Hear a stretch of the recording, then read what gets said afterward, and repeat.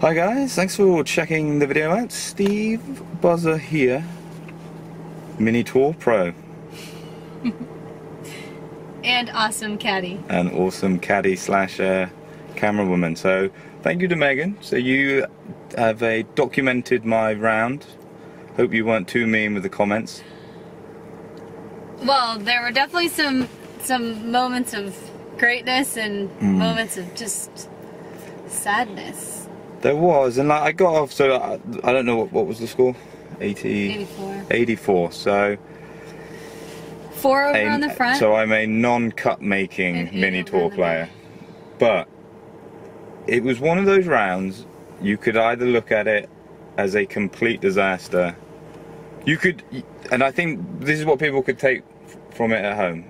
You could clip together all of the good stuff. Yeah. So, and there were 3 or 4 really good moments out there.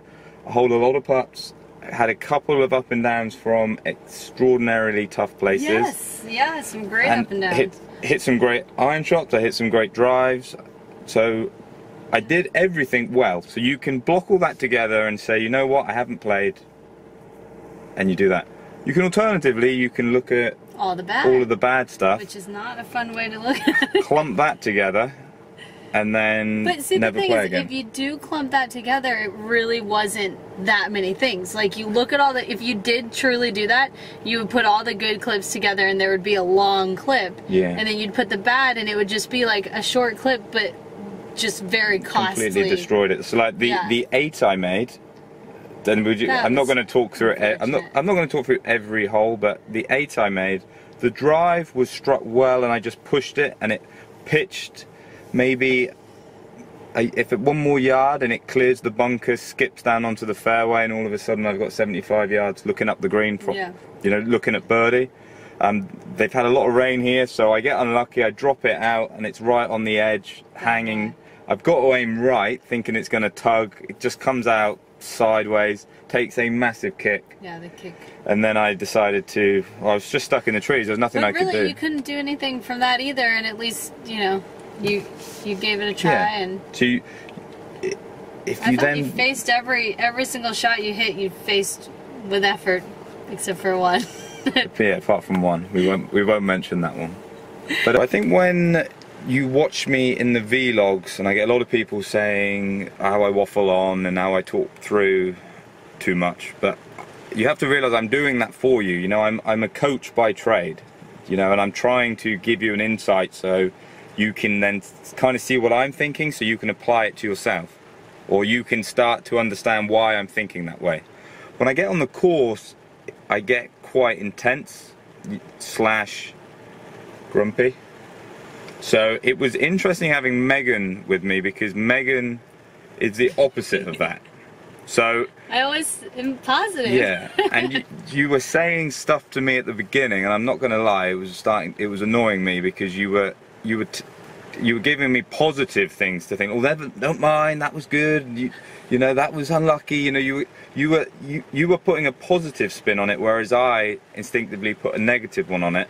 And the more you did it, the more it was actually, I need to start getting some of that. You know, the intensity, like the trying, is a good thing, but it can also put pressure on you if you take it a little too far. It's a fine balance. So it's not me needing to become like you, you know, completely, but it's trying on the spectrum, is getting a bit closer to kind of your more positive outlook.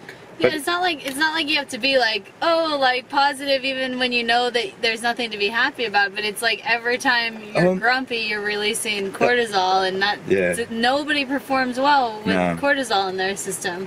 Oh my god, that's another ball gone. Woohoo! That means I get to use another new ball. But I guess the thing is, like I said in the video at one point, is that like you've faced difficult situations like that. It's just knowing that you can dig deep and come back from it, and you did do that. There were just some that were just too hard to come back from. They were, and it was a stressful round. So when you're doing what I was doing, so the 2 great up and downs I had, you can't keep doing that. Yeah. You know, I think I did 2 in a row, and then I hit wedge in the bunker on the next, you know, and then I hit a pretty good bunker shot, but it didn't quite go close. You know, it was always asking for trouble.